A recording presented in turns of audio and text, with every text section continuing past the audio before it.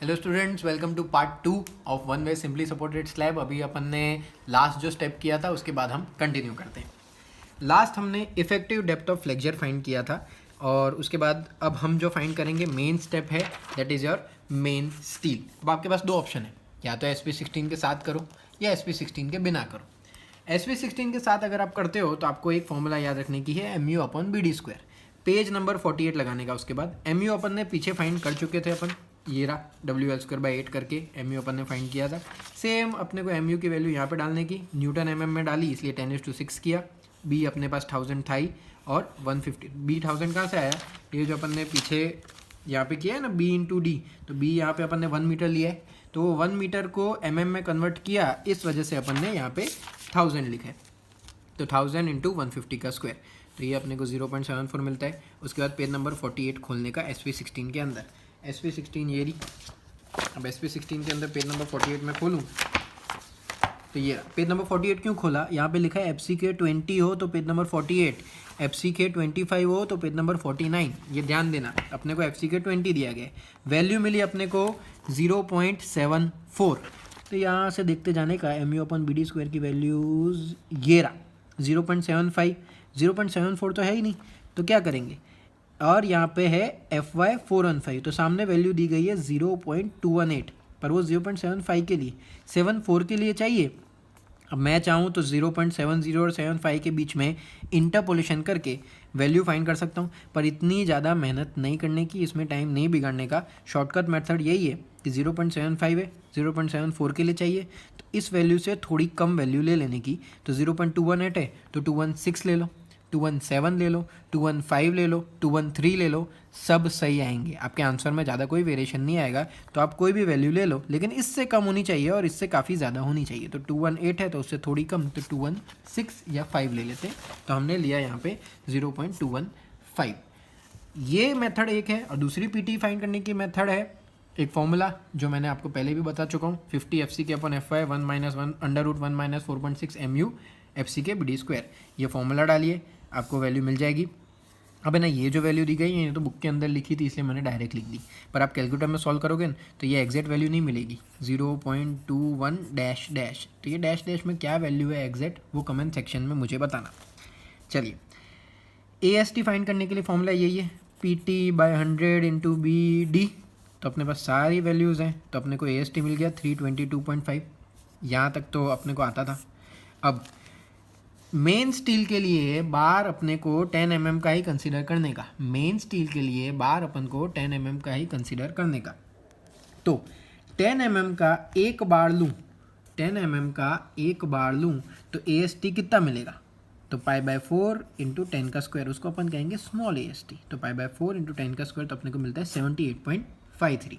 Spacing find करने के लिए अगर आपके पास SP16 नहीं है तो स्पेसिंग फाइंड करने के लिए फॉर्मूला याद रखनी है, स्मॉल AST अपन कैपिटल AST × 1000। ये स्मॉल AST 78.53 मिला, वो कैपिटल AST 322.5 मिला, वो दोनों को डिवाइड करने का, 1000 के साथ मल्टीप्लाई करने का, जवाब मिलेगा 243.50। ये आपका मैक्सिमम स्पेसिंग है, इससे तो कम ही लेने का है, इससे तो कम ही लेने का है। तो 243 को 250 मत पहुंचा देना, 243 को 240 लेके जाना। ओके, 235 मिलता है सपोज, तो उसको 230 लेके जाना। ओके, कम करना, ज़्यादा नहीं। अब चलो SP16 जिसके पास है वो कंफर्म करें। कैसे कंफर्म करेंगे? ये मैंने SP16 है, इसका लास्ट पेज 230 पेज नंबर, ये रहा 230 पेज नंबर खोलने का। उसके अंदर मैंने क्या बोला कि मैंने बार कितने का डिसाइड कर लिया, 10 का डिसाइड कर लिया, वो तो मेन स्टील के लिए लेने का ही है। और इसके नीचे अपने पास AST कैपिटल AST की वैल्यू थी 322.5। तो मैं क्या करूँगा कि इसमें 322 यानी कि 3.22 वो मैं ढूंढने की कोशिश करूँगा, या उससे ज़्यादा। तो ये मैं देखता जा रहा हूँ। यहाँ पे मेरे को एक दिखता है 3.27। ओके, यहाँ पे मेरे को दिखता है 3.27। तो ये 3.27 जो है ये 3.22 से ज़्यादा है, हाँ है। तो इसके बाजू में क्या है वैल्यू? 24। तो 24 क्या है? स्पेसिंग। 24 सेंटीमीटर में है, इसको mm में लिखेंगे तो आपका हो जाएगा 240 mm। इस वजह से अपन ने यहाँ पे लिखा है प्रोवाइड स्पेसिंग 240 mm या provide 10 mm bars at 240 mm center to center. नया AST क्या मिला था, 3.27 मिला था, तो वो यहाँ पे मैंने लिख दिया 327। अगर आपके पास SP16 नहीं है तो नया AST फाइंड करने के लिए फॉर्मूला भी है अपने पास, ये रही कि 240 क्या है अपना स्पेसिंग नई वाली जो अपने को मिली, ये तो अपना स्मॉल AST, कैपिटल AST अपने को फाइंड करने का है इंटू 1000। तो इसको यहाँ पे ले जाओ, सबको डिवाइड में ले जाओ, तो आपको कैपिटल AST मिल जाएगा 327। ये क्यों मैं फाइंड कर रहा हूँ, क्योंकि ये मेरे को आगे सब में काम लगने वाला है, इसीलिए जब मैं चेक पे जाऊँगा तब। डिस्ट्रीब्यूशन स्टील बहुत ईजी कि इसमें आपको मिनिमम रेनफोर्समेंट डालने का है 0.12%। सिंपल। टोटल क्रॉस सेक्शन का 0.12%। तो 0.12 क्या है, PT, आपका PT बन जाएगा 0.12। लेकिन इसमें एक चीज़ याद रखना कि FE 415 हो तो 0.12 लेने का, FE 250 हो तो 0.15 लेने का। याद रखना, FE 415 तो 0.12, FE 250 हो तो 0.15 लेने का। ओके, ये मैं नहीं बोल रहा हूँ, पेज नंबर 48 पे IS कोड के 26.5.2.1 क्लोज पे ये लिखा गया है वहाँ पे। ओके, चलिए अब इधर तो अपने को FE 415 है, तो AST is equal to PT by 100 into B। याद रखना यहाँ पे कैपिटल D है, क्यों, टोटल क्रॉस सेक्शन एरिया का अपने को लेने का है 0.12, इसलिए यहाँ पे कैपिटल D लिखना, स्मॉल d मत करना बस। बाकी तो फिर अपने को वैल्यू मिल जाएगी 210। कंसीडर 6 mm बार, 10 mm से तो कम ही होने चाहिए डिस्ट्रीब्यूशन स्टील, क्योंकि मेन स्टील अपन ने 10 mm का ले लिया, तो डिस्ट्रीब्यूशन स्टील उससे तो कम होना चाहिए। तो FE 415 हो, शॉर्टकट बता रहा हूँ, FE 415 हो तो 6 mm का बार ले लेने का, FE 250 हो तो 8 mm का बार ले लेने का, आपके आंसर हमेशा सही आएंगे। इधर अपने को FE 415 दिया गया है, तो consider 6 mm bars, AST is equal to π/4 into D²। छोटा AST फाइंड करने के लिए एक 6 mm का बार अपन ने कंसीडर किया और अपने को छोटा AST मिलता है। तो अपने को छोटा AST मिल जाएगा। स्पेसिंग फाइंड करने का हो तो स्मॉल AST अपन कैपिटल AST इंटू 1000, जो पीछे फॉर्मूला थी वही की वही अपन ने लगाई, तो अपने को स्पेसिंग मिली 134, जो अपने ले लेने की 130। सिंपल। और सेम चीज़ अपन SP16 में कंफर्म भी कर सकते हैं, SP16 में 6 का देखने का, और अपने को कैपिटल AST मतलब 210 मतलब 2.10, इससे ज़्यादा वाली जो भी वैल्यू हो वो ढूंढने की। तो SP16 में दिया जाएगा कि 130 mm पे 217 उसकी AST है, तो ये अपना नया AST हो गया। ये क्यों लिख रहे हैं ये दोनों AST, हम जो मेन स्टेप है अभी क्या है, यहाँ तक तो मोस्टली यहाँ तक पूछते हैं, पर इसके बाद अगर चेक पूछते तो चेक दो ही पूछते हैं, या तो डिफ्लेक्शन का चेक या शेयर का चेक। डिफ्लेक्शन का चेक बहुत ज़्यादा ईजी है, जो अपन ने इफेक्टिव डेप्थ में फॉर्मूला लगाई थी L/D is equal to 20 into MF, वही की वही फॉर्मूला यहाँ पे यूज़ करने की है। PT की फॉर्मूला 100 AST अपन BD कैसे आई कि AST is equal to PT by 100 into BD था, उसमें मैंने PT को सब्जेक्ट बना दिया, 100 को यहाँ ले गया, BD को नीचे ले गया। सिंपल। PT की फॉर्मूला हो गई 100 इंटू AST मतलब क्या, मेन स्टील का AST। ये B तो अपना 1000 था ही, D अपना 150 हो गया, तो ये 0.218 मिल गया। 0.218 क्या है अपना, जो अपन ने स्टार्टिंग में 0.6% स्टील अज्यूम किया था ना इफेक्टिव डेप्थ में, जो पेज नंबर 38 खोला था उसके बाद, और अपने को MF मिला था 1.15, वही वाला जो 0.6 है ना, उसकी जगह अब हो गया ये 0.218। तो अपने को वापस पेज नंबर 38 खोलने का, उसके अंदर 0.218 कहाँ पे होगा, यहाँ से यहाँ देखने जाए तो ये छोटी सी वैल्यू यहाँ पे होगी, 0.2 यहाँ बीच में होगा, उससे थोड़ा सा आगे। और अपने FS तो 240 है ही, वो भी अपन ने स्टार्टिंग में देख लिया। तो ये कर्व और ये कर्व जहाँ पे ये लाइन जो ऊपर जाएंगे यहाँ से, और ये कर्व जहाँ पे मिक्स होते हैं, ये दोनों मिक्स होंगे 1.6 पे, ये दोनों मिक्स होंगे 1.6 पे हो रहे हैं, तो इसलिए अपने को मॉडिफिकेशन फैक्टर मिलता है 1.6। तो वो जो मॉडिफिकेशन फैक्टर मिला बस उसको अपने को L/D इज इक्वल टू 20, तो अपने पास पहले था ही, मॉडिफिकेशन फैक्टर है तो अपने को 32 मिला। 32 किसका वैल्यू मिला, L/D का वैल्यू मिला, L/D का वैल्यू मिला 32। तो एक्चुअल L/D क्या है, अपने को L पता है, इफेक्टिव लेंथ कितनी है अपने पास 3350 जो अपन ने पीछे फाइंड की, और D कितना है 150, तो अपने को आंसर कितना मिलता है 22.33।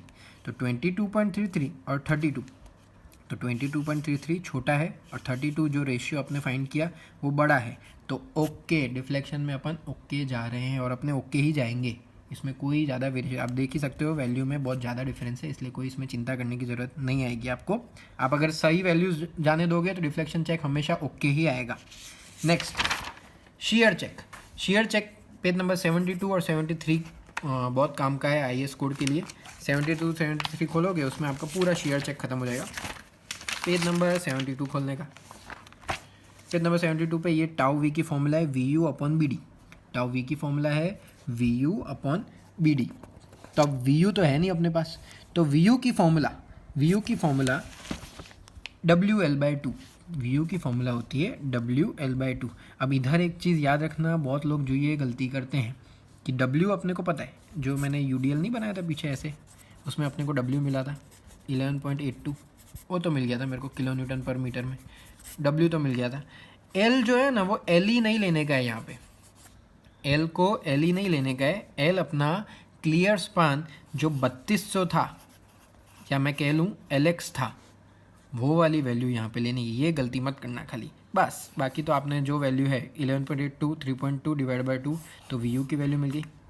ओके, टाउ वी की वैल्यू मिल सकती है अपने को V U upon B into D, तो ये 0.126 हो गया।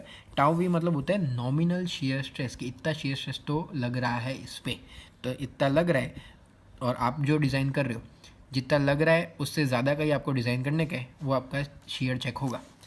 फिर यहाँ तक आपको टाउ वे मिलता है, तो 50 mm AST कंसिडर करने का। आप ऐसा कंसिडर करते हो कि 50% बेंट अप बार्स हैं अपने, तो क्या करने का, आपको जो भी मेन स्टील का AST 327 मिला था, उसको डिवाइड बाई 2 कर देने का, तो आपको मिलेगा 163.5। ये जैसे ही मिलता है, तो जैसा मैंने बोला शेयर चेक के लिए पेज नंबर 72 और पेज नंबर 73 खोल देगा। पेज नंबर 73 जैसे ही अपन खोलते हैं, तो उस पर क्या होगा कि एक फॉर्मूला दी गई है यहाँ पे पहली टेबल पे, 100 AST अपॉन बी डी।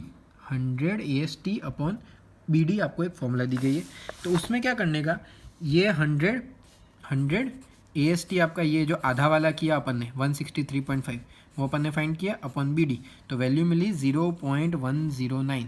0.109। तो ये टेबल ऐसा कहती है कि जब आपका 0.15 से कोई भी वैल्यू कम हो, 0.15 से वैल्यू कम हो, M20 यहाँ पे लिखा गया है 0.15 से वैल्यू जितनी कम हो, ठीक है, तो अपने को 0.109 मिली है। और अपने को देखने का है M20 के लिए, तो वैल्यू कितनी है 0.28। ओके, तो अपने यहाँ पे लिख दी वैल्यू कितनी 0.28, अपने को यहाँ से वैल्यू मिल गई। इस वैल्यू को कहा जाता है टाउ सी, यानी कि design shear strength. Design shear strength यहाँ पे ख़त्म नहीं होती है, इसको K के साथ मल्टीप्लाई करने का। K क्या है, K आपका हर एक डेप्थ के साथ चेंज होगा, कि आपका डिज़ाइन शेयर स्ट्रेंथ की वैल्यू में ये जो ओवरऑल डेप्थ दी गई है, अपने को ओवरऑल डेप्थ कितनी मिली थी 175, जो कैपिटल डी थी ना, कैपिटल डी अपने को मिला था 175। 175 के नीचे कितनी वैल्यू है 1.25, तो 1.25 जो वैल्यू है वो आपकी वैल्यू रहती है K की वैल्यू। ओके, तो आपको याद रखने का, अपने को फाइंड करने का है tau C dash. Tau C dash की फॉर्मूला है K इंटू टाउ सी, तो K अपने को 1.25 मिल गया और 0.28 अपने को टाउ सी मिला, तो टाउ सी डैश मिल गया अपने को 0.35। ये 0.35 बड़ा, मतलब in short tau C dash बड़ा कि टाउ वी बड़ा, वो चेक करने का। तो टाउ सी डैश हमेशा बड़ा आएगा और आना चाहिए, क्योंकि आप जो डिज़ाइन करते हो वो नॉमिनल से बड़ा आना चाहिए। तो बड़ा आ रहा है तो आपका सम सही है, तो ओके। और एंड में आपको रेनफोर्समेंट डिटेल का डायग्राम ड्रॉ करने का रहेगा। बहुत ईजी है, आपने एक स्लैब बना दिया, उसकी आपने ओवरऑल डेप्थ रखी 175, इफ़ेक्टिव डेप्थ रखी 150। ये जो मैंने रेड लाइन बनाई है ये हो गया आपका मेन स्टील। ये जो उसके अंदर मैंने डॉट्स बनाए ये हो गए आपके डिस्ट्रीब्यूशन स्टील। दीवार तो आपको पता है कि 300 mm की वॉल आपको दी गई है। दोनों के बीच में डिस्टेंस क्लियर स्पान 3200 अपन ने फाइंड किया, 3200 भी दिया गया है LX, और LY नहीं, आपका इफ़ेक्टिव स्पान, तो ये यहाँ से दीवार के यहाँ से और यहाँ तक, तो ये आपका इफ़ेक्टिव स्पान रहता है। ये आपका रेनफोर्समेंट डिटेल्स है। तो आज के बाद कोई भी आपको बोले कि one way simply supported slab आता है, तो उसको यही कहना कि हाँ भाई पता है मुझे। और ये आपका वर्क फ्रॉम होम है, इसका स्क्रीनशॉट ले लेना, इसका आंसर कमेंट सेक्शन में लिख देना कि मेन स्टील और डिस्ट्रीब्यूशन स्टील में आपने कितना स्पेसिंग रखा। और अगर आप पूरा सॉल्व करते हो तो डिस्क्रिप्शन में एक मेल आईडी दिया गया है, उस पर उसकी PDF भेज देना। Thank you very much.